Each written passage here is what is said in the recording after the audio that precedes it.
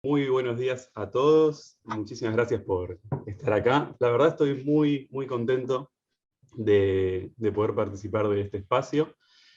Estuvo muy interesante que hayan llenado el formulario con dudas, inquietudes que fui anotando y me di cuenta que se puede escribir libros enteros sobre muy poquitas preguntas. Hay tanto que con el tema del violín, la enseñanza y sobre todo vi que todo se nuclea en cómo estudiar mejor, cómo aprovechar el tiempo. Así que seguramente hoy va a ser de lo que más hablemos. A mí me gustaría hacer una consulta. Sí. El tema de cómo trabajar bien el vibrato. Yo ya llevo varios años tocando el violín, pero el Ujú. vibrato siempre es una de las cuestiones que más me dificulta a la hora de darle distintos tipos de carácter, expresión, Sí, porque, sí, sí. Es una de las porque preguntas que vi. Y es muy interesante, un aspecto técnico que siempre vamos a estar trabajando. Lo bueno del violín, yo voy a decir siempre el violín, pero en realidad voy a estar hablando de la música en general, es que hay tanto para trabajar y que siempre puede estar un escaloncito más arriba, que la verdad eso es un valor que tenemos porque no nos vamos a aburrir nunca. Bueno, el vibrato es uno de esos temas que cada tanto tenemos que volver y siempre lo podemos encarar de otra manera. ¿Vos, por ejemplo, te acordás cómo empezaste a estudiar el vibrato? yo me acuerdo que nos hacían deslizar la mano sobre toda la tastiera hasta la parte que choca con la tapa Ajá. y nos hacían y volver en ese son. Eso para mí es la piedra fundamental del vibrato. Del vibrato de brazo, porque aclaremos primero que hay varios tipos de vibrato. El que hacemos con el brazo es un poco el vibrato madre, que está siempre ahí, y que después podemos ensalzar un poco, por ejemplo, con el vibrato de mano, incluso, y sobre todo en posiciones altas, hay un vibrato de dedo, eh, esos como los básicos, y ya los más virtuosos también usan el arco, el vibrato, pero eso ya es como capítulo aparte. Ahora, lo que vos decís del deslizamiento sobre la tastiera es la base. ¿Por qué? Porque en realidad, a ver si se me ve acá, yo también lo empecé a estudiar así, el de brazo. Para mí, no se puede vibrar si la mano no está blanda. Eso es lo primero que tenemos que saber. Y entonces, si vos podés hacer esto, entendemos que hay blandura. Porque si vos estás agarrado al mango, que es, digamos, nuestro primer error más lógico, es ante la tensión, nos aferramos ahí al mango. Si vos estás blando, podés hacer esto. Siempre moviendo en bloque desde el antebrazo, desde el brazo, el antebrazo, muñeca, mano, dedos. Todo es un bloque. Si haciendo este movimiento vos llegás primero con los dedos, ahí ya tenemos un problema, porque vas a llegar en una posición que no facilita el vibrato y más bien lo impide. Entonces, es muy importante tener este concepto de bloque de acá a acá. Siempre esto. Ahora, el vibrato es eso mismo, solo que en mucho menor espacio y en mayor velocidad. Yo no sé si en la cámara se va a llegar a apreciar. Uno empieza haciendo esto, luego se va quedando y después es más velocidad y en el lugar. La idea es que después el dedo queda puesto en una nota y el brazo empuja hacia atrás, el dedo se estira y cuando vuelve, el dedo se vuelve a redondear. ¿No? Es como que te lleva a hacer esto. Sí. Pero no lo pensamos desde el dedo. Es mejor pensar que está el brazo empujando a la mano. Yo lo que recomiendo para el estudio del vibrato es estudiarlo medido. Eh, por ejemplo, como negras, lentas, y jamás detener el movimiento del vibrato. Que no haya, que no sea nada de aristas. Vos tenés que ver siempre una onda. No se tiene que detener ni en la parte más aguda ni en la parte más grave. Yo puedo mostrar un poquito con el arco, lo que nunca sé bien es cómo se va a escuchar esto, porque no me termino de acostumbrar. Pero está muy bien empezar a estudiarlo lento,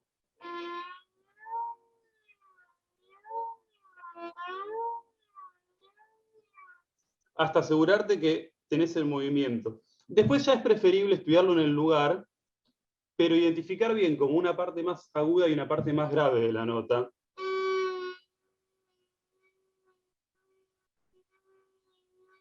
Y que no haya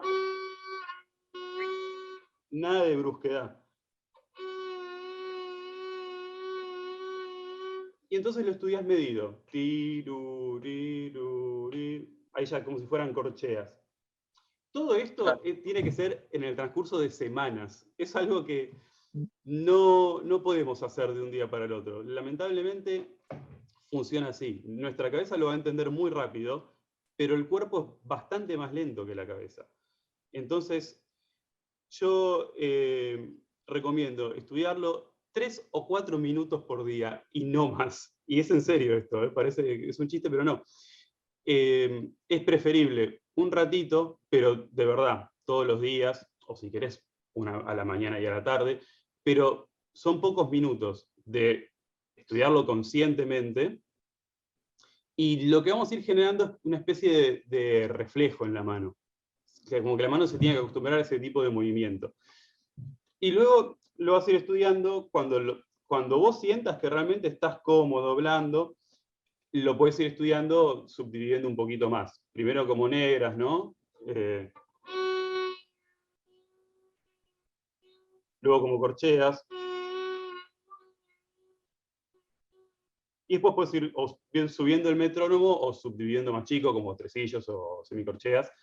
Pero la idea es cada vez más rápido, siempre medido, es muy importante, porque si no, terminamos con una especie de vibrato eléctrico y que no está bueno.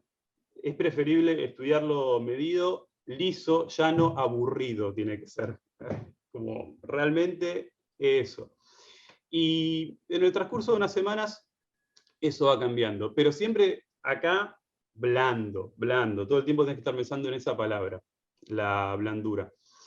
Incluso hay unos puntos que está bueno tener siempre presentes a la hora de vibrar y a la hora de tocar el violín también, que son la yema del dedo que va a estar vibrando. Tenemos que sentir que realmente esté muy blando eso. El nudillo de ese dedo que está vibrando también, porque se suele tensionar y tiene que estar pronto para la articulación. El pulgar, un lugar que siempre nos va a generar tensión y siempre recurrimos a eso para agarrarnos. No, blando. El centro de la mano, fíjese cualquier pasaje que estén tocando, como enseguida hay una tensión acá. También, blando eso. Y por último, la muñeca. Todos lugares donde vamos a focalizar tensión de la mano izquierda. La muñeca, tenemos que sentir que adentro tiene agua, como un colchón de agua, tiene que ser probablemente algo muy blando. Todo eso ayuda muchísimo a la hora de vibrar. También es muy importante estudiar el vibrato con buen sonido, de mano derecha. No porque estemos focalizando todo en la izquierda, nos tenemos que olvidar de la derecha, porque incluso un buen sonido hace que la mano izquierda afloje. Si uno está tocando con un sonido duro, la izquierda, por empatía, también. Pruébenlo. Enseguida, cuando uno afloja a la derecha, afloja a la izquierda. Esos son como algunos tips, digamos. Quizás estudiar también primero segundo y tercer dedo, o sea, solo segundo y tercer dedo en cuerdas 2 y 3, es como vamos a patear el penal fuerte y al medio, vamos a lo fácil. Estudiar cuarto dedo, esperemos un poco, esperemos a tener bien el segundo y tercero, que son los blandos, y cuarto dedo, mira, nos juntamos en unos meses y hablamos 6 horas, porque es un capítulo aparte en la historia de los violinistas. Me gustaría también que que alguien comparta su historia con el vibrato. Puede ser una historia de amor o de odio. Sí, no, es un tema interesante porque muchas veces, incluso las chiquitas que recién empiezan, dicen, ay, profe, ¿qué pasa con esa mano? Así que sí, yo quiero aprender eso. La segunda clase ya quieren empezar a vibrar. Sí, sí. Entonces sí, ese ejercicio de desplazar sobre la tastillera, obviamente, y yo he buscado esto también para mis clases, bueno, en base a la experiencia y demás voy tomando.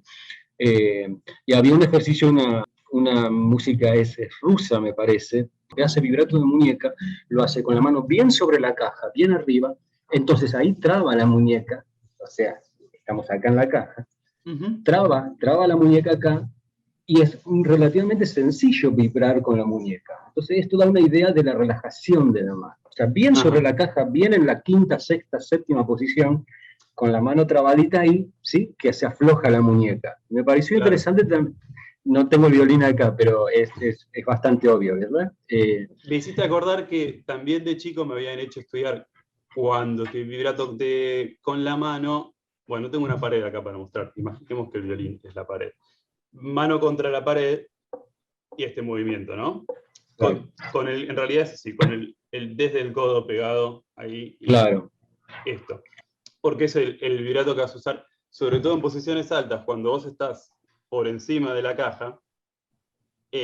Ahí, y aparte tampoco puedes vibrar muy ancho arriba, porque más o menos te estás moviendo 2 tonos y medio cada vez que mueves un poquito el dedo así. Entonces sí, ahí es preferible vibrar con la mano, incluso en posiciones muy altas. Yo no sé si llega a ver, pero esto de vibrar con el dedo también está bueno. Y se escucha. Porque el tema también es que cuando estás arriba y vibrás con el brazo, a veces vos ves que la mano se mueve y se escucha la nota así. ¿Qué pasa si yo me estoy matando con una gimnasia y no vibra? Es que hay que probar otro vibrato. O incluso arriba vibrar más lento y un poquito más ancho también ayuda. Y después probarlo una vez que estamos más tranquilos con esto, probarlo en pasajes o en libros de técnica, o en la escala, sobre todo en la escala, que es como nuestro laboratorio, ahí probamos de todo. En el Schradix también me ayudó mucho estudiar el pasaje de vibrato, esto de que no se corte entre una nota y otra. Vieron que lo más común que hacemos es venimos vibrando, vamos a pasar a otra, pasamos y vibramos. Como esto de no cortar nunca el vibrato, en verdad lo que estás haciendo es como si el dedo pulgar estuviera en otra cuerda y estuviera siempre vibrando esa cuerda. Si vos pensás eso, casi que no se te va a cortar entre un dedo y otro. Si vos pensás, caigo con segundo vibro, caigo con tercero vibro, ahí se va a cortar un poquito. Sí, en mi caso, en el tema del vibrato, bueno, tenía el mismo problema que cuando pasaba de un dedo a otro, siempre había como un parate, dejaba de vibrar y pasaba al otro dedo. También en lo mismo que iba a comentar en las posiciones altas, que cuando se vibra mucho, suena horrible. Porque, sí, hay que medirlo ahí, hay que ponerle como corset. Vibrar, claro, por ahí no sabía eso, lo de levantar un poco el dedo. ¿Cómo había dicho en las posiciones altas? Levantar un poco el dedo. Vibrar, sí, esto, vibrar con el dedo. Yo lo muestro con el cuarto porque es como el que más vamos a usar así, pero sí, es modificar la presión del dedo sobre la cuerda.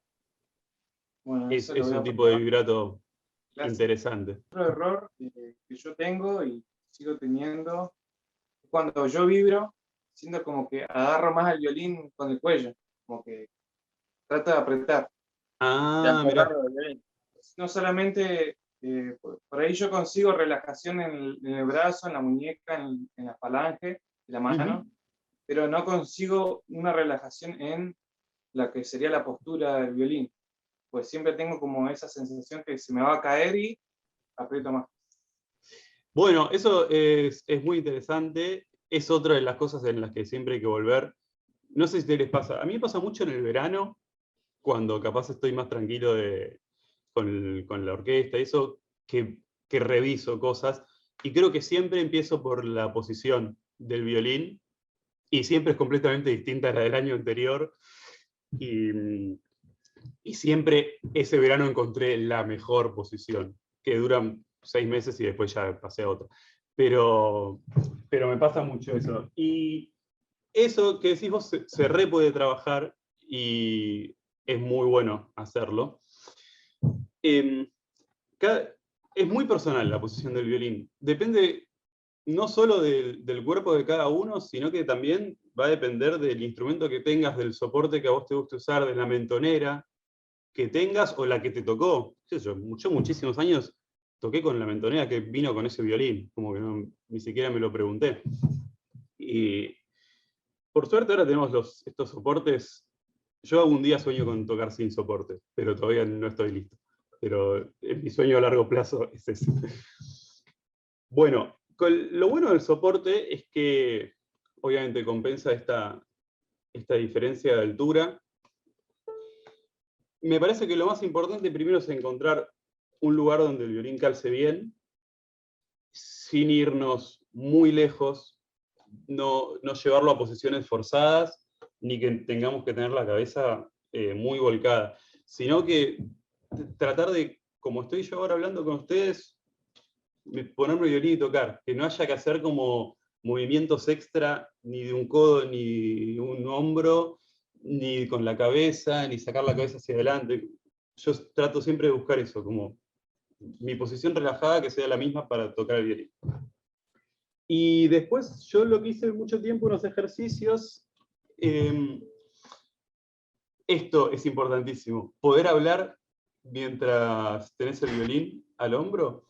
Agarrá, ponete el violín, llama a tu mamá, a una persona que te hable un buen rato, y hablas. Y hablas gesticulando mucho, y decís vocales abiertas. Ese tipo de cosas, en realidad es para no tensionar la mandíbula, que es una vía de escape de las tensiones siempre, ¿no?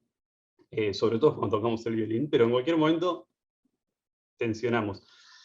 Y algo que me dice mi maestro, por ejemplo, es, cuando hay tensión, fíjate qué está pasando con tu lengua. Por lo general estamos haciendo como cierta presión contra el paladar o algo, estamos tensionando ahí. Si vos podés aflojar la lengua, si podés aflojar la mandíbula y hablar, tenés una buena posición. Incluso así aflojás el cuello, que sabemos que es una zona un poco crítica para los violinistas. Esa es una cosa. Después la otra es, mientras estás parado ahí, sentís que se te va a caer o algo, te pones justo delante de la cama, un sillón, como que bueno, al violín no le va a pasar nada. O de alguien que esté cerca ahí para tenerlo. Igual no se va a caer. Es como, es una sensación que tenemos, pero que no va a suceder. Poder hacer esto, una especie de aplauso cruzado. Eso, Janina lo está haciendo muy bien. Amplio, y esto quiere decir que los hombros están relajados. Y el otro es balancear los brazos hacia adelante. Yo ahora lo hago sentado porque me parece que no me da el cable de los auriculares, pero lo separado, este balanceo de los brazos. Eso es muy interesante para trabajar y te va a dar soltura, porque así no tenés que estar compensando nada con la mano. La mano ya, pobrecita, bastante trabajo tiene con todas esas notas que le hacemos tocar. Entonces, desliguémosla completamente de lo que es sostener el violín, que el violín en verdad se sostiene solo. Con el tema del soporte, vos podés, lo único que tenés que hacer es tope, en realidad, no tenés que hacer presión hacia abajo. Vos, mira, si yo lo puedo tener con el meñique, no tengo fuerza en el meñique, quiere decir que no hay que hacer nada en realidad. Hay que dejarlo ahí ser. Después, bueno, es muy personal, como te decía, dónde, en qué posición, cuánta altura le vas a poner, si lo vas a tener más así.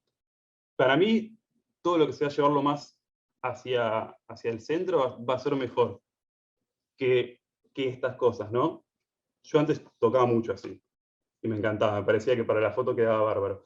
Pero después te das cuenta que para tus brazos y tus manos va a ser mejor. Bueno, en mi caso la sigo trabajando y más porque hace unos meses tuve un accidente en el oído, entonces es sensibilidad a los volúmenes fuertes. Entonces, yo cuando tocaba con este oído todo completamente tapado, completamente sordo, pero cuando yo me apoyaba el violín, el sonido de la mandíbula, o sea, el hueso de la mandíbula transmitía Sí. al oído. Entonces eso me hizo replantearme la Ajá. la posición, la manera que agarro. Traté de tocar sin soporte, pero es complicadísimo. Pero, y bueno, me quedó esas dudas que antes no tenía. ¿Y usas También, tapones ahora, por ejemplo, para tocar? sí, ahora uso tapón, pero antes tenía que usar uno de estos en el oído Claro. izquierdo.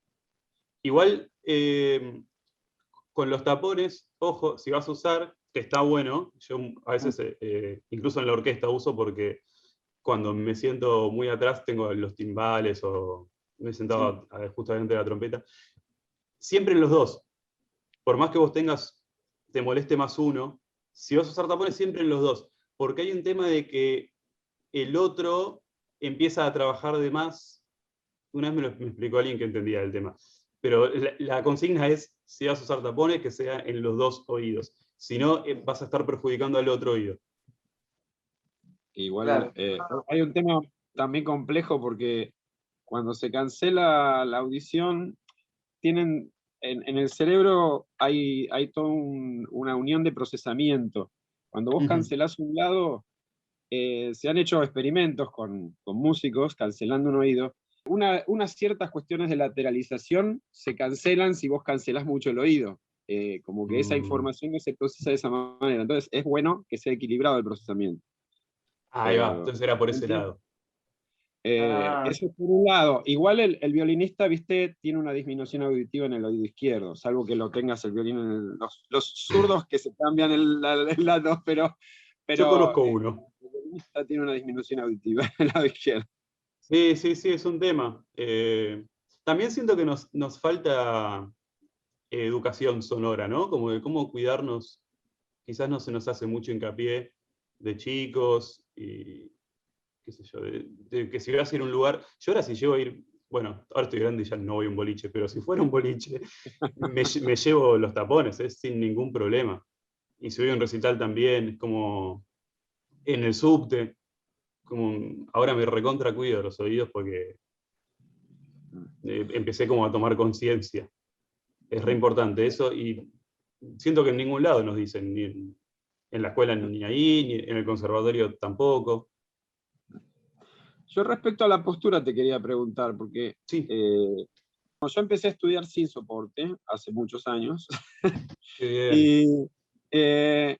y mi maestro era antisoporte, después me concedió el soporte y después volví a otro maestro y él tampoco quiso que use el soporte, así que volví a sacarme el soporte.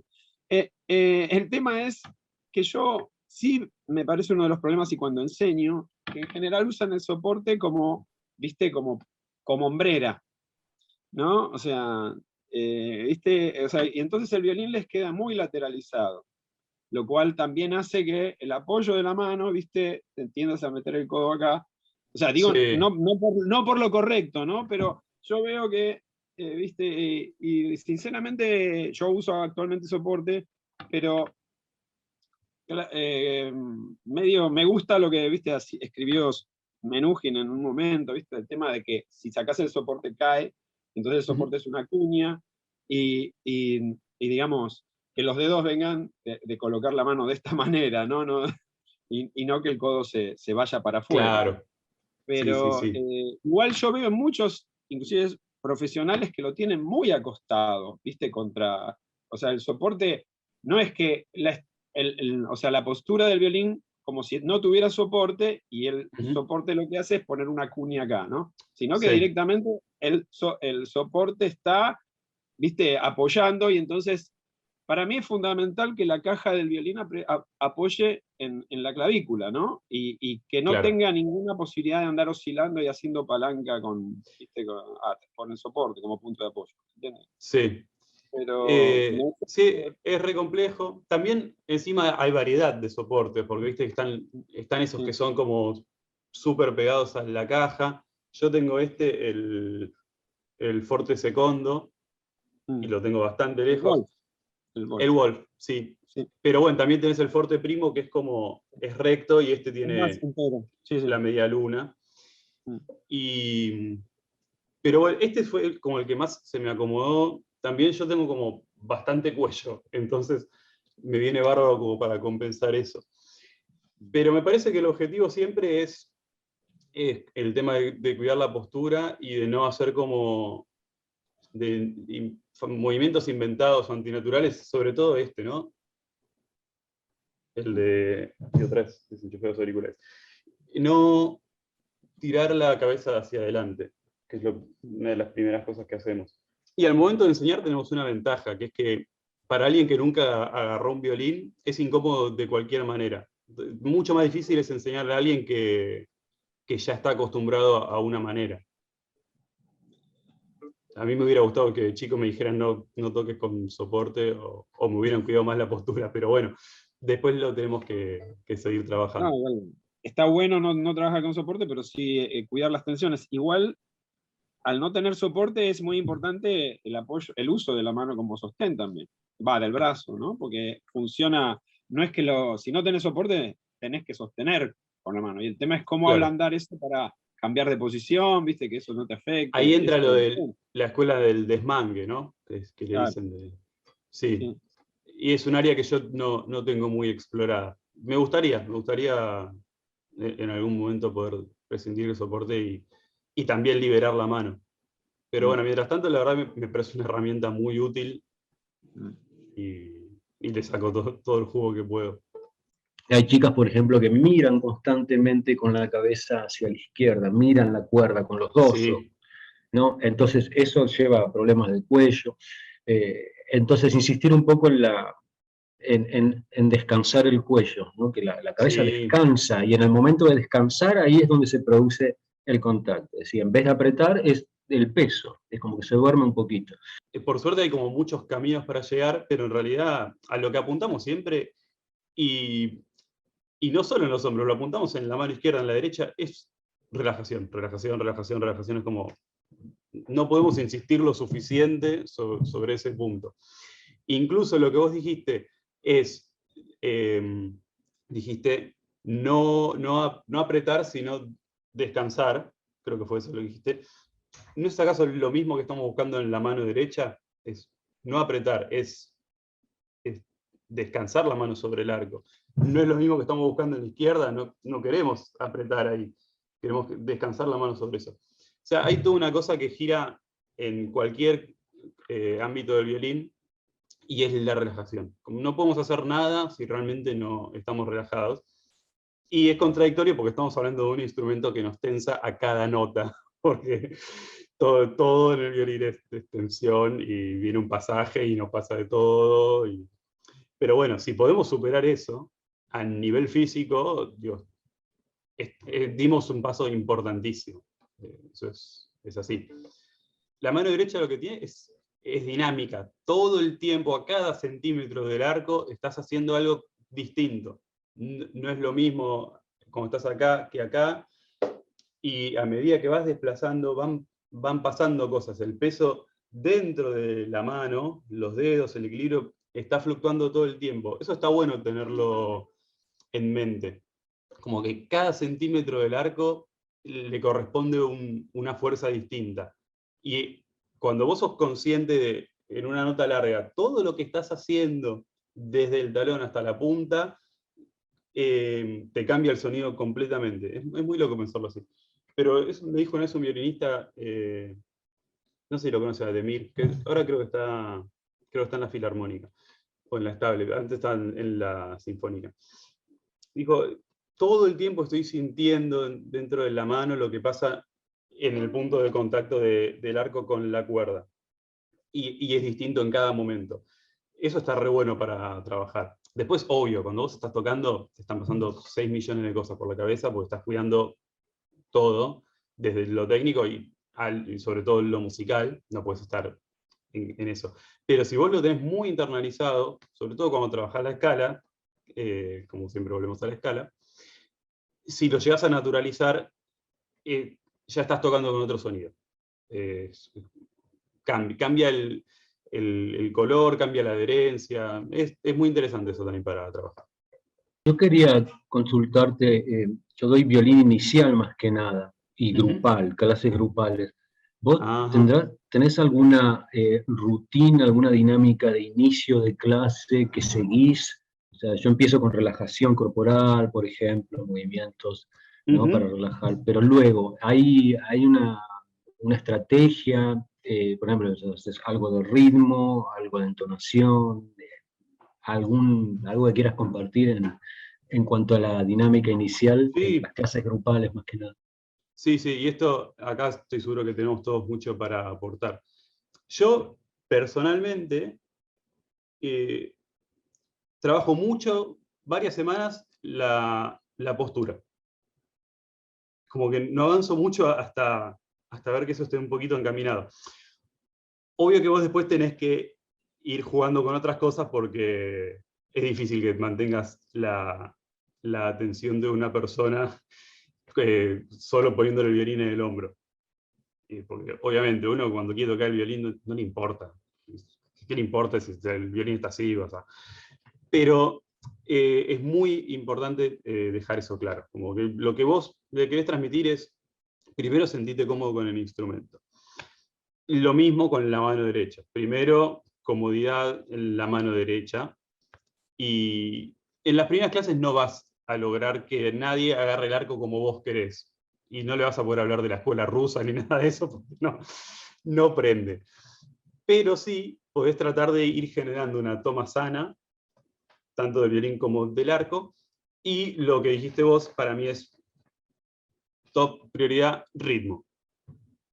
Sin ritmo no hay música, dejemos eso en claro. Entonces es lo primero para mí que hay que trabajar.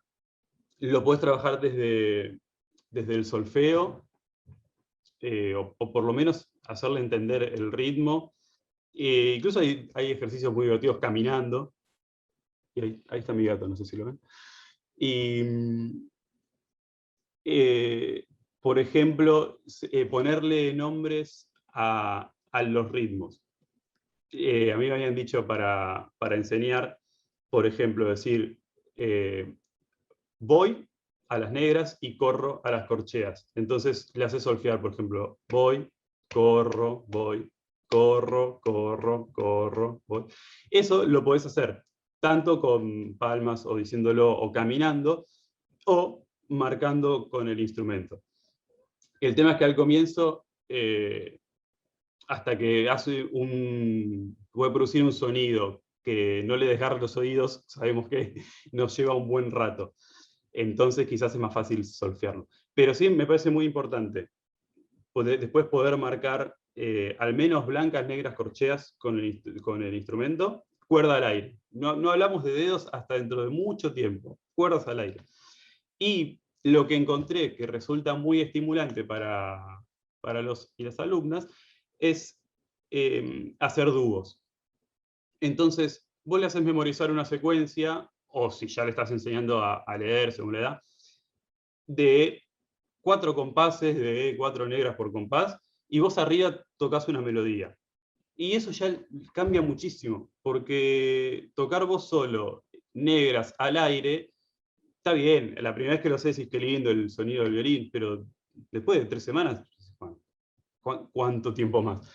Ahora, cuando vos lo haces en formato dúo, estás haciendo música con esa persona. Me parece muy importante. Aunque el alumno todavía no tenga la conciencia de lo que está haciendo música. Y en realidad es a lo que te viene a buscar. Lo que quiere es hacer música. Por ese lado me parece re importante arrancar. Después, de a poco, vas primer dedo, mucho después segundo y tercero vienen en medio de la mano, y de 15 años luego puedes hacer cuarto dedo. Y eso te amplía las posibilidades de los dúos que puedes hacer, y después ya lo puedes largar solo. Pero a mí me gusta mucho lo de tocar en dúo. Escribí algunos ejercicios que me resultaron, después encontré otros en algunos libros, algunos Epchik, y después más adelante los Suzuki, si acá alguien enseña Suzuki, tienen la parte de segundo violín, y está bueno. Y incluso contagias ritmo, contagias afinación, porque le estás tocando al lado y estimulás. Digamos que ese es como el camino inicial que hago yo. Yo te comento porque no es muy conocido, pero Ujú. en Japón descubrí un método que usan allá en algunos conservatorios y en realidad es de Bulgaria, que se llama Yanta Manyoliu. O sea, además de la escuela rusa, esta escuela del violín que es rumana, perdón, Yanta Manoliu. Es muy sistemática, muy ordenada. eh, a mí me encantó. Para enseñar Lo- la he usado mucho. Es bastante minuciosa. Está ordenada por lecciones y cada lección es como que trabaja bien lo que se propone, ¿viste? Este tema de que algunos hablan de cuál es el próximo paso en la enseñanza, ¿viste? Como que Buenísimo, gracias. inclusive uso mucho, hay un dúo de violines, ¿viste? De Greensleeves, que a los chicos les encanta, y Sí, que el que aprende hace solo cuerdas al aire y primer dedo. Lo que pasa que ese ya es cuando usa las 4 cuerdas, ¿viste? Entonces puede, o sea, desde la cuarta a la primera cuerda. No solo en una cuerda primer dedo, ¿no? Pero sí usa primer dedo en todas las cuerdas. Está bueno ya cuando llegó a ese nivel, ¿no? De poder usar, sí. cambiando de Bueno, cuerda. eso también me olvidé decir. También lo hago de manera progresiva. Empiezo con segunda, tercera cuerda. Empecemos por ahí. Cuarta Sí. ya tenés esto, y primera ya tenés el brazo acá, que se puede ir más para abajo, y encima el sonido de primera cuerda. Entonces, Sí, arranco a con mí eso. una de las cuestiones que me genera la duda de cuándo trabajar con cuarta es que, viste que los chicos se tienden, bueno, a todos, cuando aprendemos, no sé, yo igual, pero que el tema de la altura del dedo respecto a la tastiera. Entonces, viste que en Ajá. general muchos te lo aplastan y lo bajan, especialmente si das clases grupales es muy difícil controlarlo. Y entonces, Mm, al usar la cuarta cuerda, bastante prematuramente les obliga a tener que levantar un poquitito más la mano y no tenerla tan baja. Es un cuestionamiento que todavía no lo resolví, pero que me pero muy parece... interesante, ¿eh? El tema de cuarta cuerda es simplemente generar conciencia de entrar el codo y entender esto de que ambos brazos se mueven de la misma manera, que cuando vos vas al grave y al agudo, los dos brazos están haciendo esto. Si no, vas a ver muchos que en distintas cuerdas tienen la mano de la misma manera, y el codo siempre quedó igual. Entonces, siempre en la cuerda que estés, el, el codo en la altura de esa cuerda. El tema de los métodos, ¿no? Y de qué elegir es todo un tema en sí. O sea, yo aprendí con el Leroux o el Lurex, ya nunca Sí, sé, sí, lo sí, sí. pronuncian distinto. Y bueno, me dieron ese libro y bueno, yo era dedicado, o sea, buen estudiante y lo seguía. Ay, pero hay cosas aburridas en realidad. Y he visto muchos otros libros, cosas por ahí más interesantes. Depende de la edad del niño, ¿no? Hay libros como All for String, por ejemplo, de Andersen, que para niños que recién empiezan es mucho más didáctico que el Leroux. Es todo un mundo realmente. Y cuando yo empecé a enseñar particular, también empecé a extraer cosas, porque bueno, soy medio caótico, ¿no? Pero un poco es como porque me pongo en el lugar del estudiante y veo qué le puede servir más, qué dificultades tiene, cómo trabajamos. Entonces, antes que darle ejercicio 1 hoy, 2 mañana, ¿no? Un método lineal, por ahí se avanza más atendiendo a las necesidades o a las que yo percibo, ¿no? Bien, Por eso es eso era que, lo que quería tocar. El tema de que, bueno, primero, a mí me está pasando que cada vez que empiezo a dar clases a alguien nuevo, cada vez siento más responsabilidad. Digo, esto es muy importante. Lo que yo haga a partir de acá, estoy condicionando el camino de una persona. Quizás porque también lo vivís al revés. Es decir, bueno, te acordás de las clases que recibiste de chico y si, uy, si me hubieran cuidado más esto, hoy no tendría que estar trabajando tal cosa.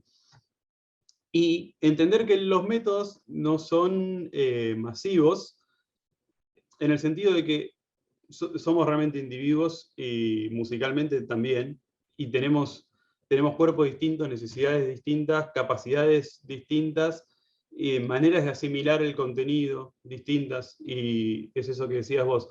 A cada persona le vas a tener que dar algo distinto, por más que vos ya tengas, decís, encontré este método que funciona perfecto y lo fuiste haciendo con los años, Cada vez lo vas a tener que ir modificando de acuerdo a las necesidades que te plantean del otro lado. Eso es súper interesante también.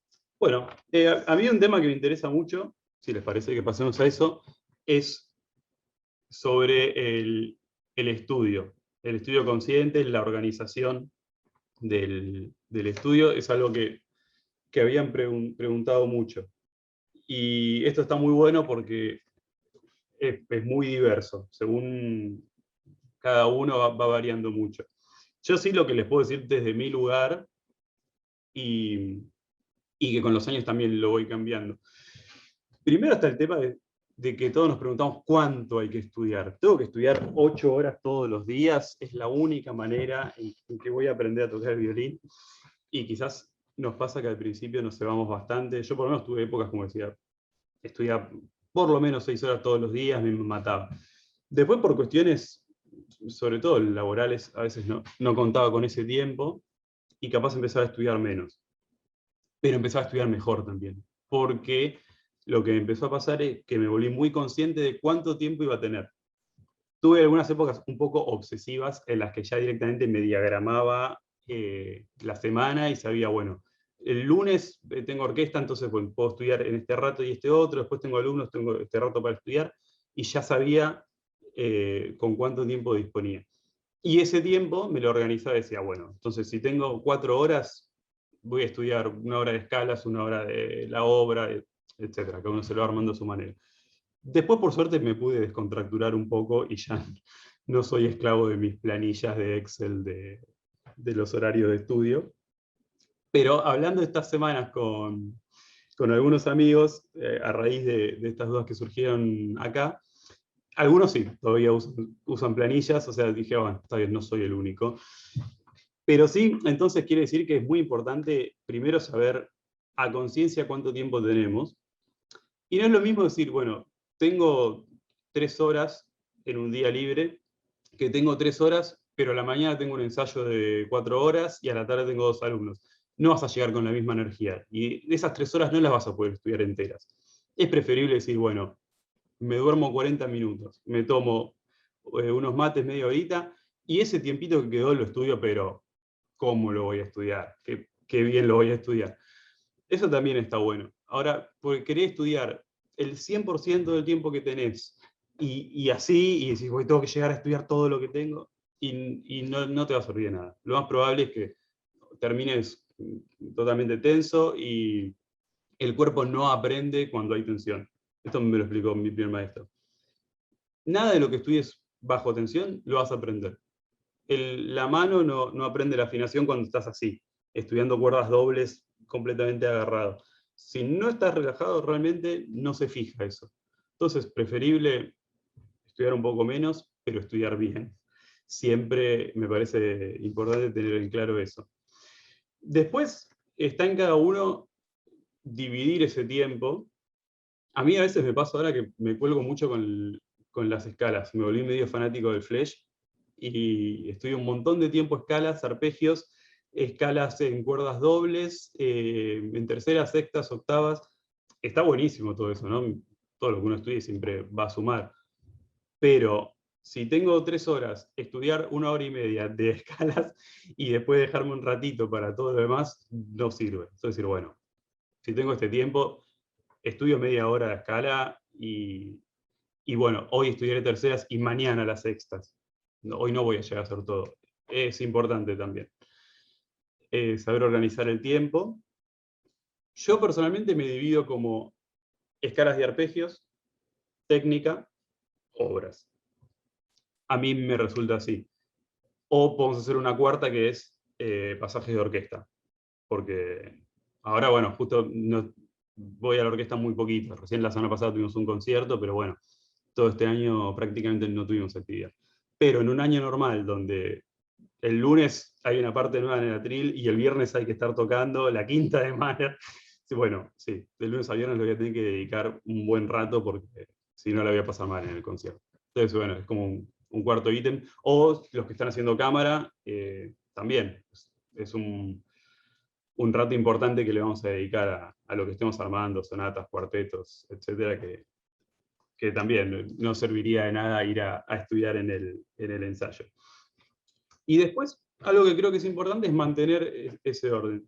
Por lo menos, no sé, por un periodo, pongamos 15 días, pero decir, bueno, si empiezo hoy con la escala, mañana también voy a empezar con la escala, y los días siguientes también. Después capaz en el medio vas cambiando algunas cositas. Pero abrir el violín y empezar a tocar Brahms es un poco fuerte para el cuerpo. Me parece que hay que ir encontrando, ¿no?, la sensación, y una vez que estamos bien entrados en calor podemos dedicarnos a eso. Y después, bueno, hay quienes toman registro. Yo justo ahora no, pero tuve épocas que sí, decir, bueno, me anoto. El lunes estudié esta escala, o con estas obras. O yo las escalas las mantengo un tiempito, 2, 3 semanas, como me mantengo en una tonalidad. Hay quienes cambian todos los días de escala de Flesch. Son métodos, hay que ir probando lo que a uno le sirva. Pero bueno, es como eso es lo que encontré y lo que a mí me sirve. Y después lo otro es las tandas de estudio. Yo la verdad hace rato que no estudio 3 horas seguidas. Quizás estoy un poco condicionado por la orquesta, ¿no?, que 1 hora y media, intervalo y el resto. Pero mi tiempo es más o menos eso, 1 hora y cuarto, 1 hora y media. Ya me doy cuenta que capaz estoy empezando en otra cosa y digo, bueno, para guardar el violín, andá a hacer esas compras que estás pensando que tenés que hacer para comer a la noche, y cuando vuelvas a agarrar el violín, pensá en el violín, y no en que tengo que llamar a tal. Entonces, dividir en el tiempo que a nosotros nos rinde. Hay gente que estudia 20 minutos, guarda un ratito, estudia 20 minutos. Si a vos te sirve, fantástico. Yo eso, o sea, más de 2 horas seguidas, creo que también es un poco el efecto pandemia, ¿eh? Le pasó a mucha gente que empezó a estudiar menos tiempo. Capaz el que estudiaba 2 horas estudia 45 y tiene que hacer otra cosa porque se te iba la concentración, sobre todo al principio. A mí un poco me pasaba eso. Cuando estamos viendo un poco en la incertidumbre, no sabes qué está pasando ahí afuera, es difícil mantener la concentración en el instrumento. Quería preguntarte como algo de motivación que sería para estudiar, porque estudiar tanta técnica como que me aburrió un montón. Claro. Y le daba pelota a las obras, pero yo sentía que cuando toco mucho las obras y no toco técnica, me siento como menos preparado para tocar la obra. En cambio, cuando es al revés, yo toco mucha técnica y poco la obra, me siento muy cómodo tocando, pero justamente a lo que quiero llegar no llego, que es a tocar la obra. Entonces, por ahí yo todavía no encuentro el equilibrio entre esa es la palabra. El equilibrio entre estudiar técnica y estudiar las obras, y también para llevárselos a mis alumnos. Por ahí no, lo que menos quiero es que se aburran con el instrumento. O sea, lo que trato es que estén siempre contentos, que siempre estén tocando, y por ahí sí, que toquen y que estén con técnica, que es buenísimo para ellos, por ahí les resulta un poco aburrido. Bueno, lo primero que dijiste es sobre el equilibrio entonces entre estudiar las obras y la técnica. Ambas son necesarias. No podés tocar las obras sin la técnica, pero la técnica en sí no es nada en realidad. Tenemos que evitar caer en eso, y lo digo porque a mí me pasa un montón, porque digo, no, quiero tocar estas terceras, o quiero tocar este ejercicio. ¿Por qué? Si en realidad lo que quiero es asimilar esa técnica, ese conocimiento, para hacer música después, para poder transmitir mejor mis ideas musicales, lo que yo siento cuando estoy tocando una obra, y me faltan recursos para decir o para transmitir. Para eso es la técnica en realidad, para transmitir música. Entonces tenemos que encontrar un equilibrio entre ambas, y con las obras también pasa algo, no sé si habrá sido tu caso. Yo siento que cuando estudio una obra, la curva viene así. Vos agarras una obra nueva, empezás a descifrarla, a entenderla, empezás a encontrarle detalles artísticos, creyendo acá, a mejorar un pasaje, a mejorar la afinación, y la llevas hasta un punto. Y empezás a tocar, y tocas, y tocas, y tocas, y tocas, y tocas, y tocas, y empieza a hacer esto la obra, y el pasaje te empieza a salir cada vez peor, te empieza a salir todo más duro, y musicalmente te pasás de rosca, porque quizás empezás a querer buscar más cosas de las que hay, y a encontrarle micro matices y cosas. Entonces, la obra tiene un tiempo como de maduración, y hay un momento de que decís, bueno, hasta acá, la dejo, sigo con otra, y me pasa mucho cuando vuelvo a agarrar conciertos que había estudiado hace varios años, y los encontrás, vos los abordás de otro lugar, porque vos ya no sos ni la misma persona ni el mismo violinista. Entonces lo vas a tocar de otra manera, le vas a encontrar otra música, y vas a tener, si hiciste bien las cosas en ese tiempo, vas a tener más recursos, y vas a estar tocando el violín mejor.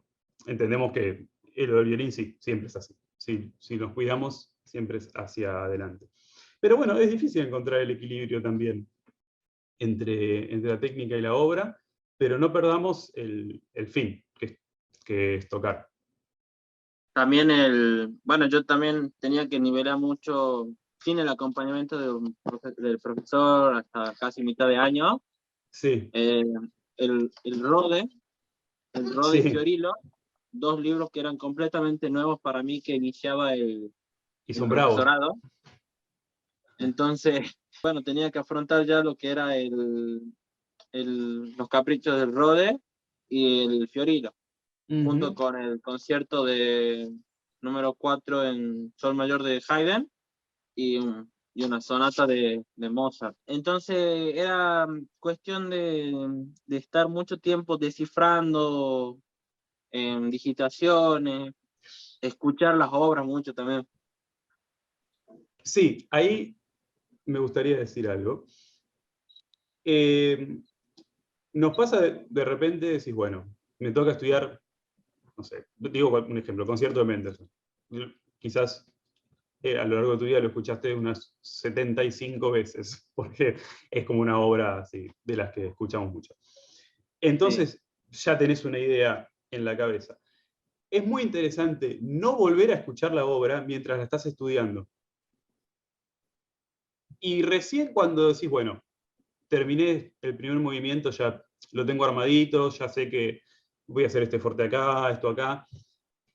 Y ahí recién volvés a escuchar la obra y dices, ah, mirá qué interesante esta versión, que este pasaje lo toca un poquito más a la corda y no se me había ocurrido. Pero no hacerlo de movida, porque estás muy sugestionado por la versión. Igual sí, hay versiones que ya tenemos recontra en la cabeza. Como para mí Brahms es Oistrakh, pero yo ya lo tengo acá metido. Pero mientras la estás estudiando, no escucharla ayuda un montón a hacer tu versión. Y después sí, agarrás y empezás a robar total. Es música, es válido. Pero primero generar tu propia versión. Y otra cosa muy interesante que decías sobre el problema de no haber contado con un maestro al principio. Bueno, eso en realidad es un poco a lo que tenemos que apuntar, es a ser nuestros propios maestros. Es difícil, porque es incómodo también, porque es mucho más fácil ir a la clase y decir, bueno, yo toco, total, lo que está mal me lo van a decir y lo corrijo. Pero si uno Uno tiene empieza que a darse apuntar, cuenta. te obliga a estar atento y a escuchar. Muchas veces estudiamos y tocamos sin escuchar. Y no somos conscientes de lo que estamos haciendo. Y cuando vas a la clase te dice, esa nota estás acentuando ahí y no tiene ningún sentido. Y decís, qué bruto, sí, es cierto. ¿Por qué? En realidad era tan sencillo como escuchar lo que estaba haciendo o mirarme y ver que estaba haciendo un tironazo con el arco, y me hubiera ahorrado tiempo, le hubiera ahorrado tiempo al maestro también de decirme cosas que ya sé. Lo lindo de la clase es que te digan cosas que vos no sabés. Para lo que ya sabés, ya lo sabés vos, no necesitas que nadie de afuera te lo diga. Es muy difícil. Yo sigo tomando clases también, lo necesito. De acá a unos cuantos años me gustaría, quizás no, o cada tanto, hacerme escuchar, pero si uno puede ser su propio maestro, quiere decir que estás en otro nivel, que sos muy consciente de lo que estás produciendo. Mi maestro me decía, después de vos, yo soy la persona que más quiere que aprendas a tocar el violín. O sea, me recalcaba, vos tenés que ser el primero que quiere hacer las cosas bien, no yo, decía. Eso está bueno. Sí, ese quizás es uno de los aspectos más críticos en la docencia. A veces uno le parece que da una clase magistral donde todo cierra, donde introducimos un concepto nuevo, lo aprenden y demás, vuelven a la semana, no se acuerdan de nada. Y es probablemente por no organizar, no darles herramientas necesarias como para que practiquen eficientemente, ¿no? O sea, por ahí uno las tuvo por educación, porque tuvo un buen profesor que le dijo, bueno, esto es así, vas a repetirlo 4 veces, vas a hacerlo durante 10 minutos. Dependiendo del tiempo, organiza un cronograma, ponete plazos, ¿no? Entonces yo ahora empiezo a decirlo más porque entiendo en realidad que uno puede dar una clase muy linda, pero si no hay práctica en la casa se vuelve a lo mismo, ¿no?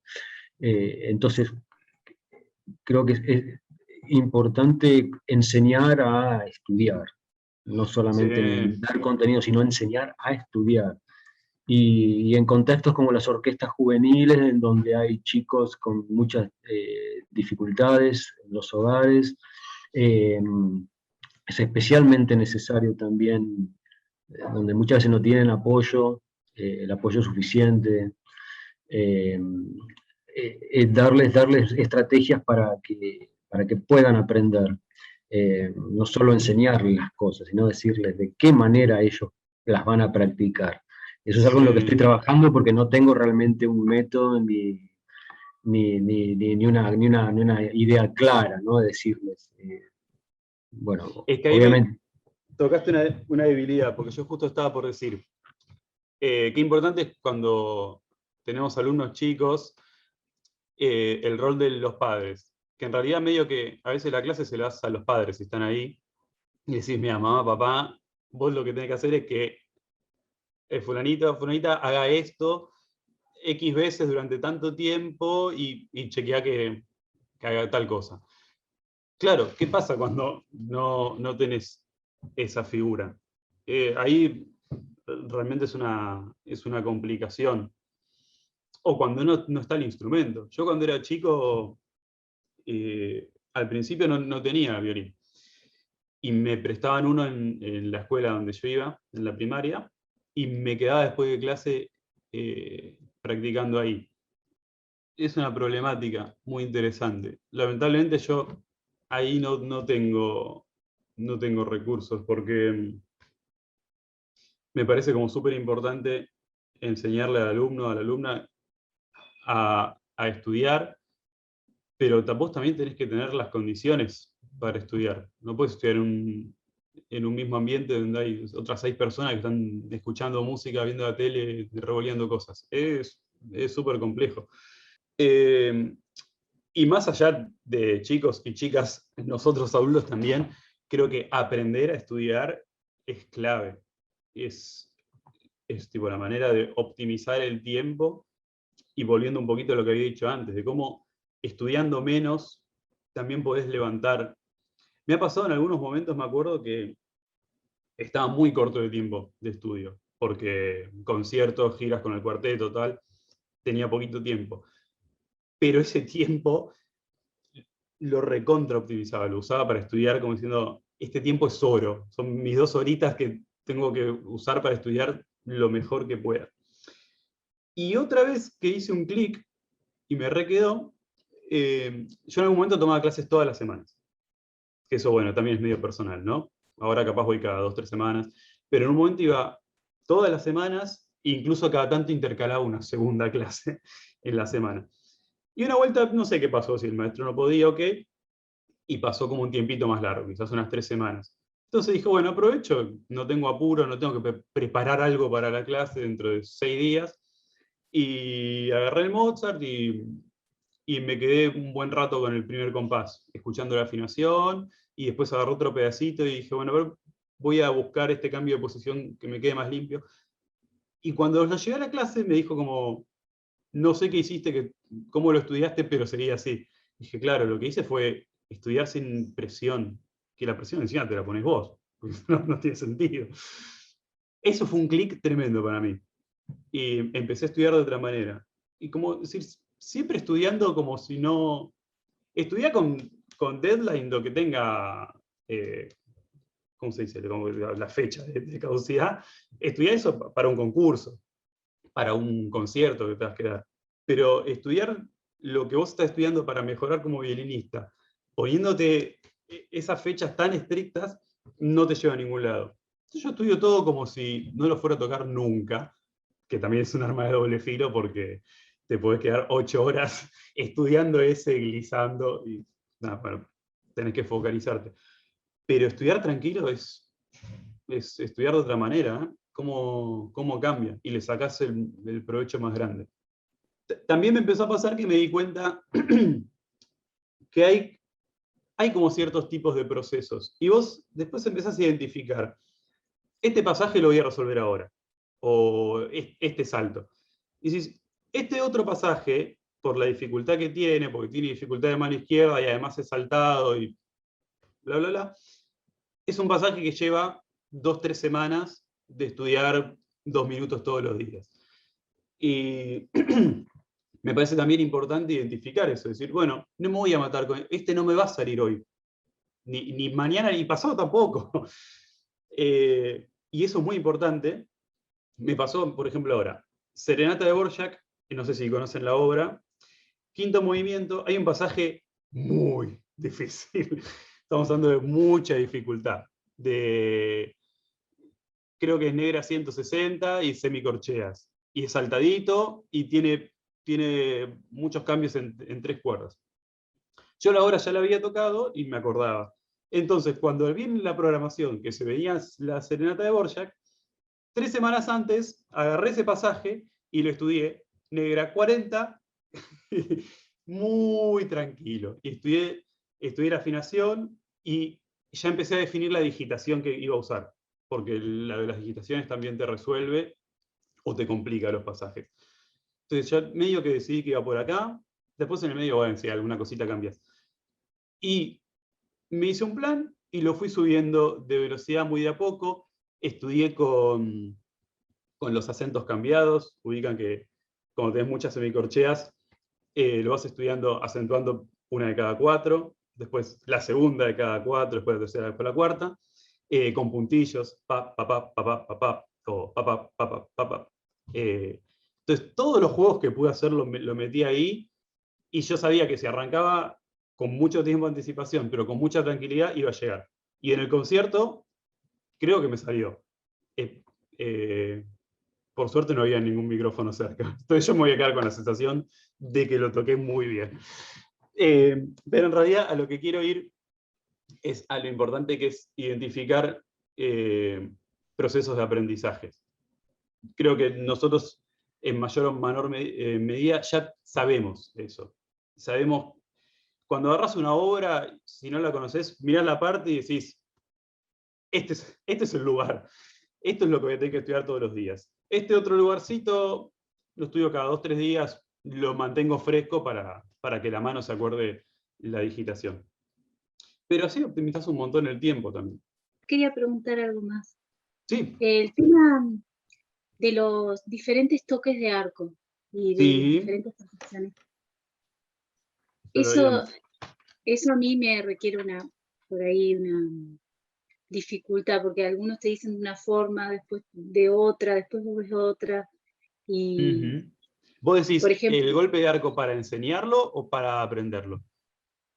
No, para aplicarlo en las distintas obras, por ejemplo, el famoso spiccato, el famoso, los distintos golpes Sí. que uno por ahí cuando está un poco solo o desde la virtualidad acá es verdad, acá en Tierra del Fuego es como bastante virtual todo, tenés profesores virtuales que te dicen, hace esto de determinada manera, y no lo lográs a veces, es como complicado, ¿qué opciones o qué libros libros de técnica es conveniente o qué es conveniente escuchar? No sé. Principalmente los golpes como el saltato, el spiccato, esos Así. Y claro, sí, esos siempre son los más complicados, todo que sea golpes de arco saltado. Con los golpes de arco pasa algo que yo creo que no lo podría enseñar de manera virtual. Me pasa que cuando tengo a la persona al lado, me resulta muy claro. Y sabes, y le decís, no, mira, es este dedo el que está fallando. De todas maneras, el método de estudio sería siempre el mismo. Yo los estudio siempre en la escala, los estudio en las cuerdas al aire primero. El tema de la cuerda al aire es que resuena mucho y todo suena bien. Entonces es muy importante estudiarlos, aunque sea con una nota pisada, porque ahí se escucha todo. Si yo tuviera que decirte qué es lo principal en un golpe de arco, volvería a lo que hablamos al principio de la charla. Tiene que ver con la relajación. Y me parece muy importante tener el arco completamente controlado dentro de la mano, que es un poco difícil de explicar, pero creo que tenemos que tener todo el tiempo una sensación de control, de que no hay nada librado al azar, de que el arco rebota porque vos le decís que va a rebotar, y no tiene vida propia, como a veces sentimos. Es decir, mi arco hace esto porque él quiere. No, el arco simplemente está traduciendo lo que vos le haces sentir con los dedos. Me parece muy importante sentir esto muy relajado, como la amortiguación de un auto. Perdón, es un ejemplo horrible, pero digamos que o la bici, si la amortiguación es dura, vos agarras un pozo y haces esto. Ahora, cuando la amortiguación es blanda, esto acompaña, ¿no? Me parece que se trata un poco de eso. Como el arco recibe toda la serie de estímulos que nosotros generamos desde acá hasta la punta del dedo, si hay tensión en los dedos, que es la última fase de todo ese camino, no llega bien al arco. Entonces, primero es relajación. Diciéndolo es tan fácil, mirá, ojalá cuando yo toco me pasara eso. Pero sí, estoy seguro que es por ahí y yo lo busco por ahí. Relajación, dedos redondeados. Es muy difícil hacer cualquier cosa así. Más allá de la escuela, porque si no me choco contra la pared. De la escuela que manejemos, es esto, y haciendo así no vamos a poder transmitir nada al arco.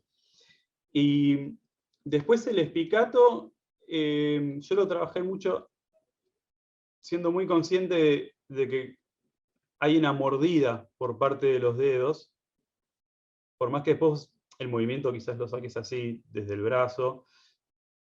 La última parte del movimiento consiste en una mordida de los dedos al tirar, al empujar. Siempre está esto. Si la mano está dura, no lo podés hacer. Lo terminás haciendo medio como desde la muñeca. Y me parece súper importante. Y cualquier golpe de arco se trabaja primero en la cuerda. El espicato incluso yo lo he trabajado así como... A mí me resultó mucho eso. Después hay algo que pasa con la velocidad y con el lugar del arco. Obviamente acá no lo vas a poder hacer, porque de hecho ya es otra cosa. Pero este acá, está bueno buscarlo primero con la mano, la caída. La caída tiene que ser la caída natural del arco. No hay que darle ningún envión extra. Y en el último momento... Y después buscar el rebote natural. Muy importante no forzarlo, no querer hacer cada uno de los tirando y empujando, sino que llega un momento que el arco va solito. Pasa que es muy raro mostrártelo en la cámara, aparte no sé ni cómo se debe escuchar. Pero sí, como que me buscaría focalizar eso, ¿viste? La relajación Y después, cualquier golpe de arco siempre va a salir mucho mejor con la baqueta un poquito inclinada hacia afuera. Esto es un poco más duro. Te clavas ahí. Esto es más blando. Después uno también va jugando un poquito según que estás tocando. Quizás yo creo que tenemos tangueros acá que te pueden decir que quizás hay algo que se busca a propósito, así y con la cerda mucho más plana. Pero en un espicato blando o... Bueno, esa es otra. Todos le decimos distinto a los golpes de arco. Yo le digo espicato al golpe de arco saltado y mordido lento. Y le llamo saltelato a este. Que es un golpe de arco que se hace un poco más con el balanceo de la mano, como si la mano hiciera esto. En cambio el espicato lo siento un poquito más mordido. Pero esa es otra, ¿viste? Todos le dicen distinto. Sí identificamos, bueno, que son golpes de arcos saltados, más mordido, más blando, pero la mecánica es un poco la misma. Y el lugar del arco es importantísimo. El picato, mucho más al talón seguramente, y un detalle va a ser más fácil hacerlo acá entre la mitad, de la mitad un poquito para abajo. También dependiendo del arco que tenemos bueno, después cosas como la altura de las cuerdas también influyen, pero me sobreexplayé. Volviendo a cómo estudiarlo, te decía que lo estudiaba al aire o pisando, y en la escala lo puedes estudiar, por ejemplo, el saltelato, ¿no? Lo puedes estudiar haciendo 4 notas. Después vas a hacer 3 y 1. Después 1 y 3. Esos mismos también se pueden hacer empezando para arriba, porque nosotros siempre empezamos todo para abajo. Pero empezar los golpes de arco hacia arriba es muy difícil también. Lo mismo con 3 y 1, 1 y 3. Cuando te sientas cómodo con eso, puedes pasar a 3, perdón. Y lo mismo, puedes aplicar el 2 y 1, 1 y 2.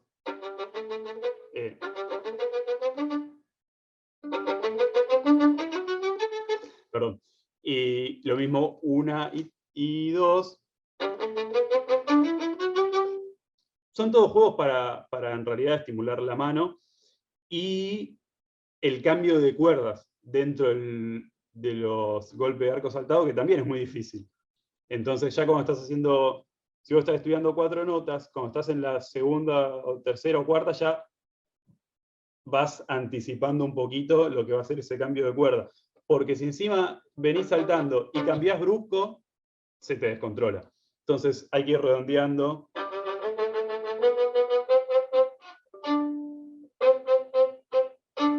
Ya lo vas anticipando con el codo y finalmente con la mano. Y después de a 2 y después finalmente haces 1. Y para arriba también. Y en realidad, como todo lo que estudiamos, es como encontrarle juegos y cosas para no estudiar siempre lo mismo y evitar la repetición sistemática. Que si uno repite, tiene que ser buscando siempre algo muy puntual. Repetir por repetir rara vez sirve. Algún pasaje rápido, capaz.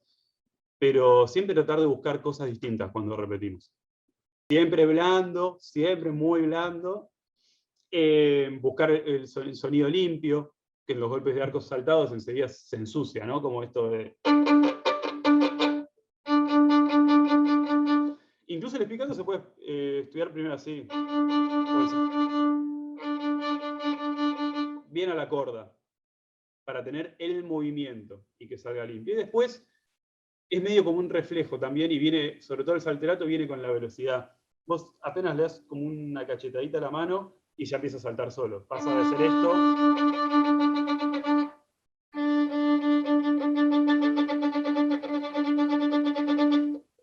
Hay que encontrar también el lugar del arco, que es muy de cada arco, donde está como ese centro de gravedad donde va a rebotar mejor.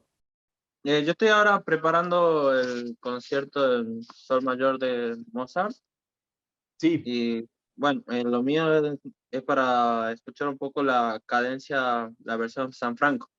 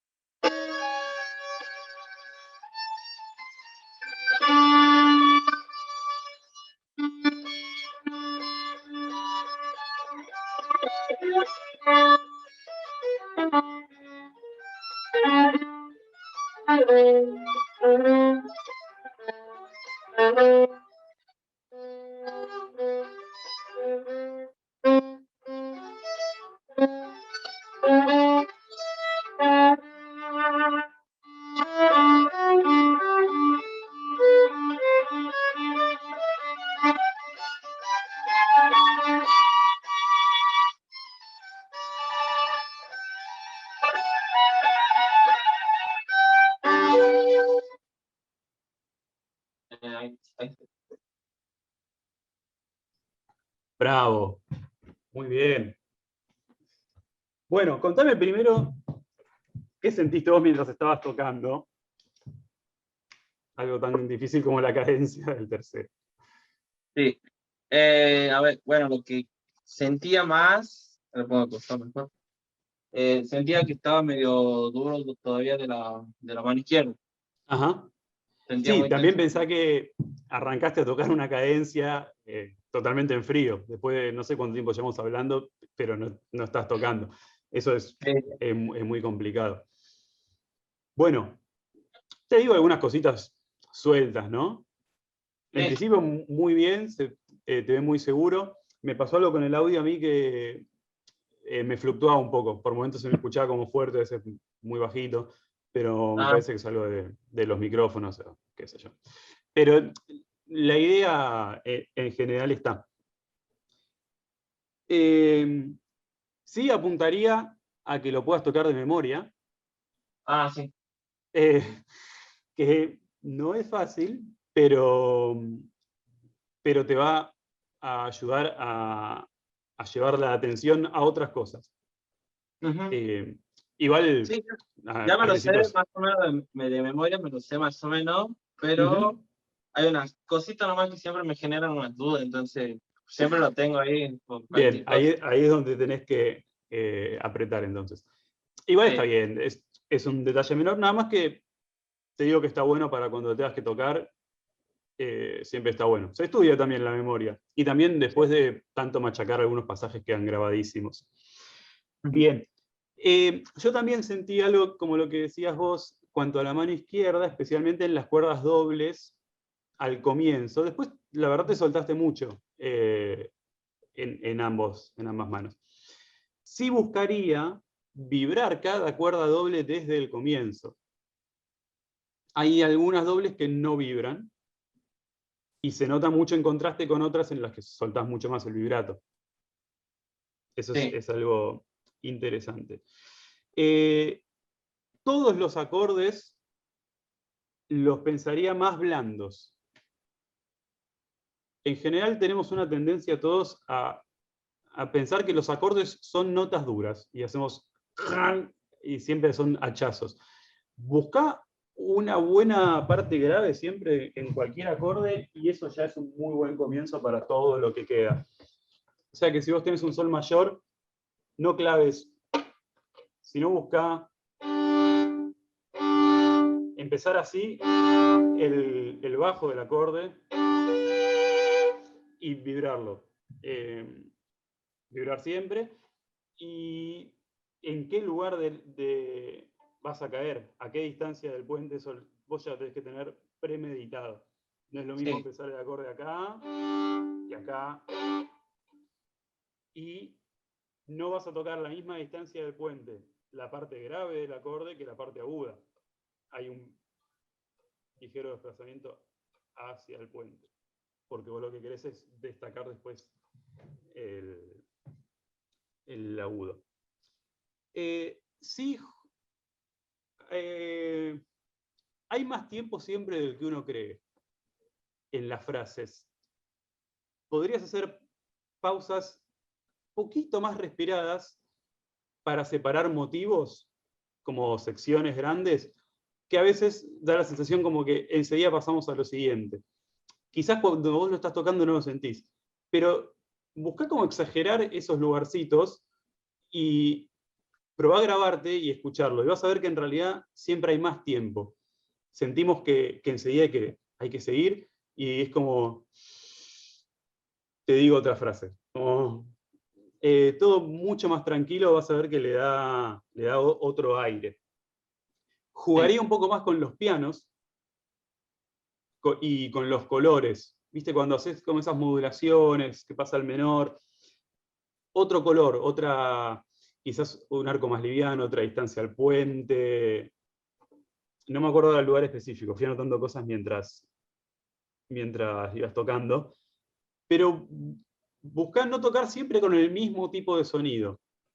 Lo hace un poquito más atractivo a la escucha. Bien, después, esto es algo que muy importante para que trabajes en tus spiccato. Hay mucho movimiento del brazo que no hace falta.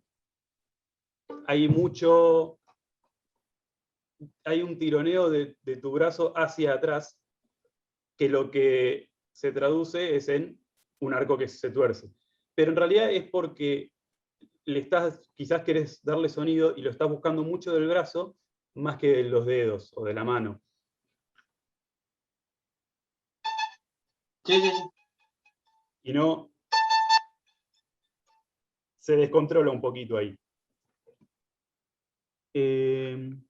Siempre que vayas a buscar una nota aguda, que esto nos pasa a todos en todas las obras, anda también con tiempo. Vos tenés que ir a buscar una nota ahí, andá con la mano tranquilo, buscá si querés la referencia del primer dedo, llegás con el dedo y luego con el arco. También vas a ver que ahí hay más tiempo del que uno cree y que nos tiramos un poco encima de las notas, y eso te va a ayudar incluso hasta la afinación. Hay como una afinación que se estudia sin tocar. Es decir, hice el cambio de posición, a ver a qué nota llegué, caí alto, caí bajo, ¿por qué? ¿Qué me faltó mover? Analizate un poquito eso. Y cuando tengas pasajes en muchas cuerdas, todos estos que van y vienen, buscalo un poquito más, así, mirá, como si quisieras buscarlo más del antebrazo, porque esto es un aleteo que podés llegar a salir volando en cualquier momento. Buscalo más chiquito y del antebrazo esto. ¿Viste cuando tenés estos pasajes? No acompañes tanto. El brazo se va a mover porque es el brazo de ese antebrazo, pero búscalo, perdón, ahí no sé, búscalo más ahí, más muñeca, más antebrazo, más esto que esto, más de acá. Esas serían algunas cosas. Igual te felicito, muy bien, porque hay que tocar una cadencia de Mozart frente a otras personas, entera. Muy bien, seguí trabajándola, mucho hincapié en la afinación de las dobles y mucha relajación. Gracias. Gracias a vos. Me gustaría hacer una consulta Sí.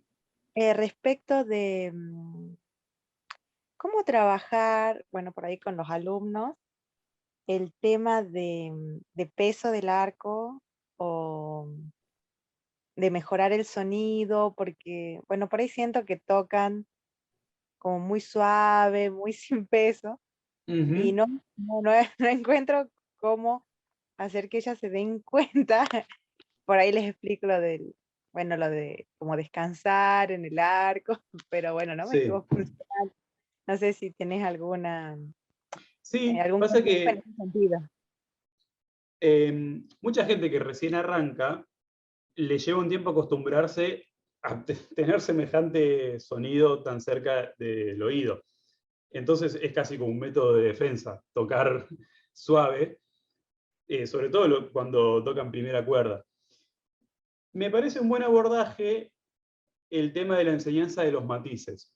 Cuando vos mostrás que existen matices y los empezás a probar, se dan cuenta que se podía tocar más fuerte, porque quizás ni siquiera lo saben. Entonces, como un juego, podés agarrar primero dos grandes matices, como un forte piano. Al menos que se den cuenta que pueden generar la diferencia entre un sonido más débil y otro más fuerte. Y de a poco empezar a introducir, por ejemplo, un tercer sonido intermedio, y después piano, mezzo forte, forte, ir ampliando el espectro. Para ambos lados, porque hay gente que cuando arranca toca muy agarrada, muy duro, entonces dices, se podía tocar piano, existe eso. Incluso en las orquestas sería muy interesante mostrarles que se puede tocar piano. Y en el caso que decís vos, lo contrario. Decir, se puede tocar más fuerte, y después de un rato te acostumbras y no es tan molesto. Y me parece importante que el sonido base con el que uno toca siempre sea un mezzoforte. Ya desde el momento que afinás el instrumento, mezzoforte a mezzoforte grande, digamos, mezzoforte generoso. Si uno ya arranca afinando el instrumento piano, ya está mal predispuesto. Que el sonido con el que al menos practiques cuerdas al aire sea un sonido que fluya. No que sea fuerte, pero que no esté contenido.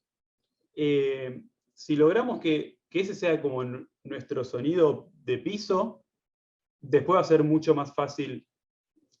Es más fácil sacar de lo que sobra que poner de lo que falta.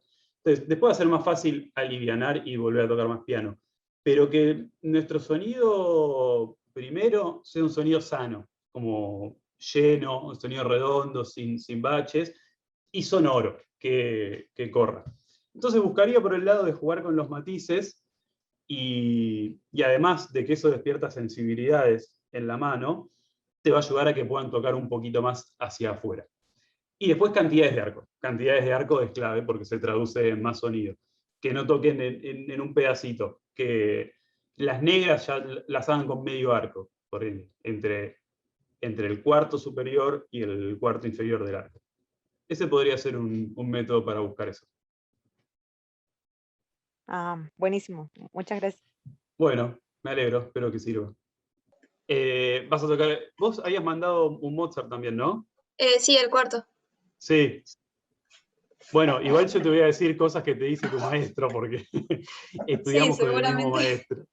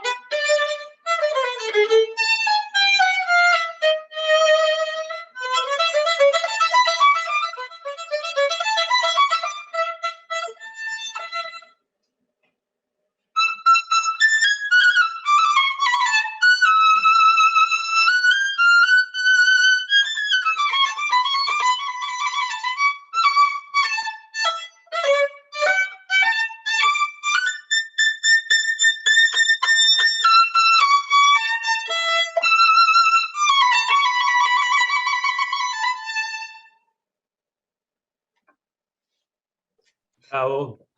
Eso está muy bien y tenemos algunas cositas ahí muy interesantes. Bueno. Muy bien, bravo, bravo. Felicitaciones. También muy difícil arrancar.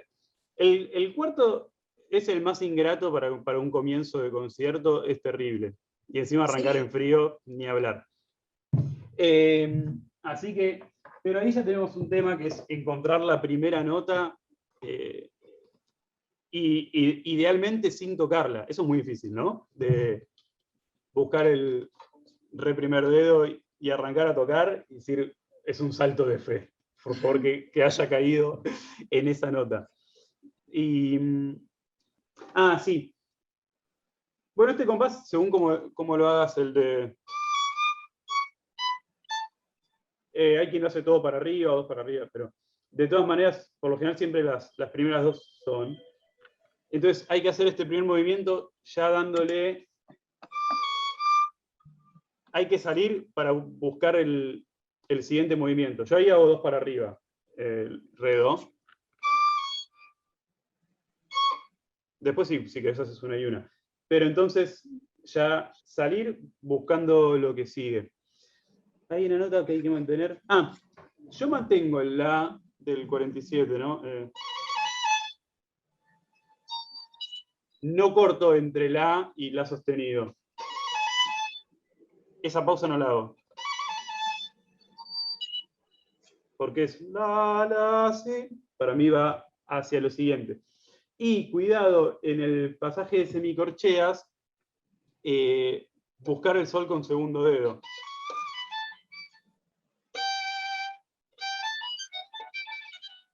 Y este fa no cortarlo. O sea, se levanta, no es una negra mantenida, pero salí vibrando. Para que no se corte mucho ahí. En los puntillos, muy bien la escalita, esa es brava. Para un comienzo de concierto es terrible. ¿Qué pasaba con los puntillos? Articularlos un poquito más. Yam, papam, papam, pam, pam, pam, param. Darle como un pequeño golpecito. O sea, no acentuar yam, pa, yam, sino yam, papam, papam, pam, pam, pam, pam. Claro. Le da un poquito más de dirección. Después, la siguiente frase, tratar de evitar pensarla cada dos notas, que no sea... Te estoy exagerando, vos no tocas así de ninguna manera. Pero sí buscar más la unidad de cuatro, ¿no? Aunque no lo ligues. Tararira, tararira, tararara. Siempre yendo para allá. Respirar entre los sol. Sí.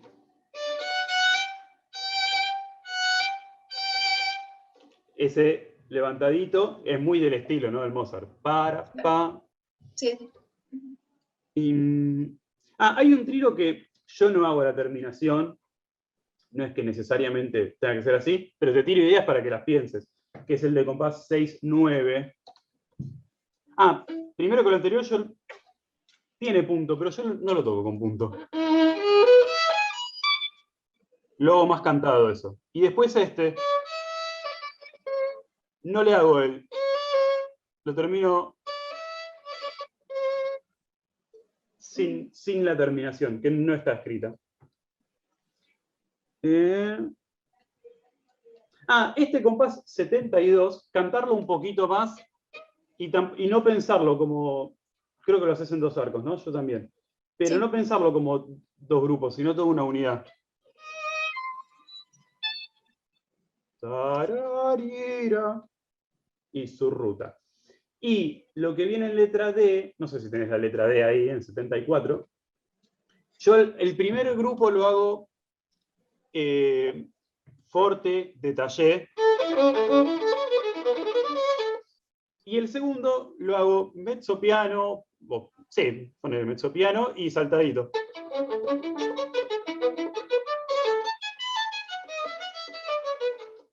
Para darle carácter. Es una idea. Lo bueno de la música es que podemos hacer eso o todo lo contrario y va a estar bien. Luego, los grupitos de 80 son en diminuendo. Cada grupo menos que el anterior y cada célula, tarara, ojo sobre todo la que tiene cuerda al aire, ¿no? Que no pase eso.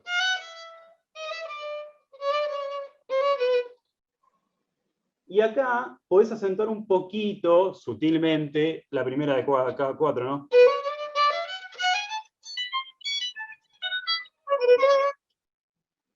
Y ojo que no se quede el tempo ahí. Y mucho arco acá.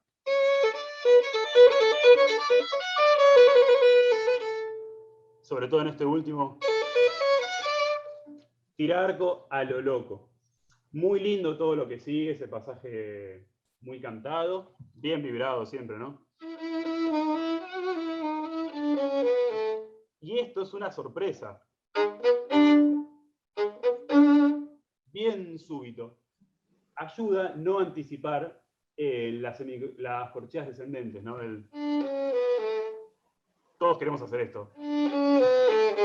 Tirarnos al sol ahí, al revés. Y ahora, piano. Lo mismo. Y nos plantamos ahí. Yam, pam, pam. Le da un poquito más de carácter. A ver esto. El final de esa hoja, si tenemos la misma edición 96, ¿viste? Donde termina este pasaje que termina con mi, mi, mi, la, mi. Después de... Estos, corto como lo que va a seguir después. O si lo tocas acá. Pero no, porque lo que sigue es lo mismo. Yam, pam, pam, bien puntito. Muy bien todo este pasaje agudo que es terrible. A ver esto. Levare acá. Tarara, tirara. Mi, fa, sol, mi, fa. Yendo a ese mi sostenido que es una alteración importante. Sí, ojo, ahí los semitonos son muy importantes. Es lo que te va a dar la afinación de todo este pasaje. Están los cambios de los semitonos. Igual está muy bien. Bien, y mucho cuidado, 103, que es cuando están los contratiempos. Para. Estudiarlo con metrónomo porque hay una tendencia a quedarse ahí. Lógicamente, porque está escrito para quedarse eso. Yo en una época tocaba 4 para abajo, 4 para arriba. ¿Cómo es esto? Ayuda a veces. No importa, puedes hacer todo para arriba, para abajo, lo que quieras, pero en tempo. Un tara, tara, tara, tara. También estudiarlo si tenés la pista de piano, porque esto pues, uno lo toca con piano, o en el mejor de los casos con orquesta. Y ahí confiamos en que la orquesta va a llevar bien el tempo. No tirarse encima de 105, que son los la agudos. En el último grupito, re, fa, la, al contrario. Vos visto un tira, tira, tira, tira. La, ra, ra. Cantar bien ese re, fa, la, la, la, la, la. Cuando tenemos estos grupos, sí, perdón, me quedo atrás. Yo siento más importante la nota de abajo que la de arriba. Y por una cuestión de tesitura, suele salir acentuado la nota aguda. Pero en realidad, la nota que sienta el acorde es el La de abajo. Es un La mayor que se presenta así. Y esto es un rebote. Y acá lo mismo.